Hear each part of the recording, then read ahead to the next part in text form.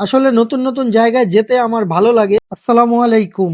১,০০০ দিনের চ্যালেঞ্জের ২৪তম দিনে আপনাকে স্বাগতম। আমার এই চ্যালেঞ্জটা হলো আমাদের ব্যবসার বর্তমান অবস্থান থেকে ঘুরে দাঁড়ানো। এর জন্য আমি সময় নিয়েছি ১,০০০ দিন। এই ১,০০০ দিনের মধ্যে আমাদের এই ছোট্ট হোমমেড ব্যবসাকে একটা কোম্পানিতে পরিণত করব ইনশাআল্লাহ। তো আজকে আমাকে যেতে হবে খিলক্ষেত আমাদের প্রোডাক্টটা ডেলিভারি করতে। কারণ এক ভাই অর্ডার করেছেন, পরিমাণটা একটু বেশি আলহামদুলিল্লাহ, তাই কুরিয়ারে না দিয়ে আমি নিজেই নিয়ে যাব। আবার আমাদের চকলেটও শেষ হয়ে গেছে, পার্সেলটা ডেলিভারি করে ওই টাকা দিয়ে চকলেট নিয়ে আসবো ইনশাআল্লাহ। তো প্রোডাক্ট গুলো রেডি করে নিয়ে রওনা দিলাম খিলক্ষেতের উদ্দেশ্যে। এর আগে আমার কখনো খিলক্ষেত যাওয়া হয় নাই, তাই ভালোই লাগছিল। আসলে নতুন নতুন জায়গায় যেতে আমার ভালো লাগে, তাই মাঝে মাঝে নিজের প্রোডাক্ট ডেলিভারি করে থাকি। বিশেষ করে ঈদের সময় কুরিয়ার বন্ধ থাকে, তখন ডেলিভারি করতে হয় একটু বেশি। ঈদের সময় অনেকেই আমাদের প্রোডাক্টটা নিয়ে থাকেন। এবার ঈদেও ইনশাল্লাহ আমি নিজেই ডেলিভারি করব।